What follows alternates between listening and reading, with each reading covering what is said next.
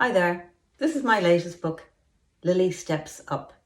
It tells the story of a young girl called Lily who works at Lissadell House in Sligo.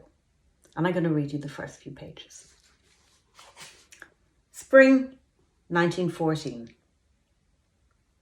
And they all lived happily ever after. She closed the storybook and sat back on her bed with a big sigh. "Well done, Nellie," I said, giving her a hug. "That was wonderful. You read a whole book all by yourself." The book was made for little children, and it had taken Nellie many days to get to the end, stumbling over the bigger, unfamiliar words. That didn't matter, though. Nellie didn't have much schooling, so she was very proud of herself now. "I could never have done this without you," she said. "Oh, Lily, whatever would I have done if you hadn't come to work here with me?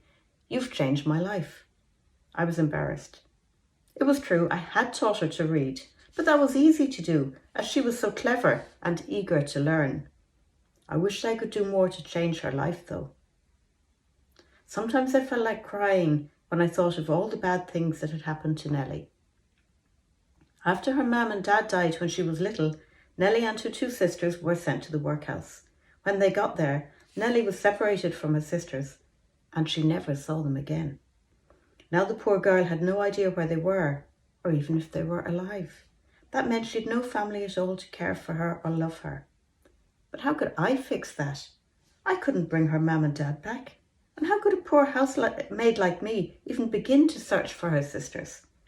Teaching Nellie to read was the best I could do, but it didn't seem like enough. Nellie climbed under her blankets and put the book on her locker.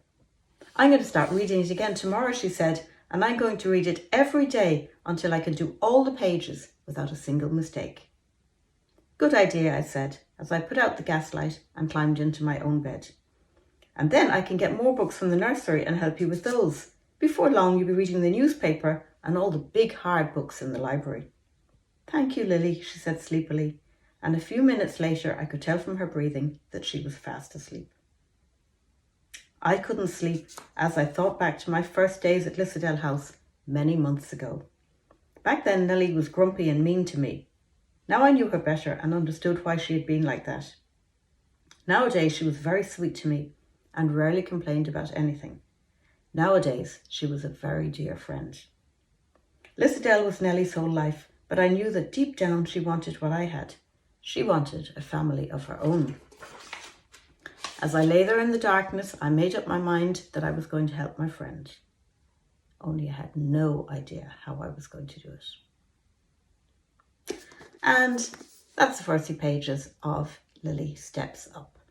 I hope you liked it. Thanks.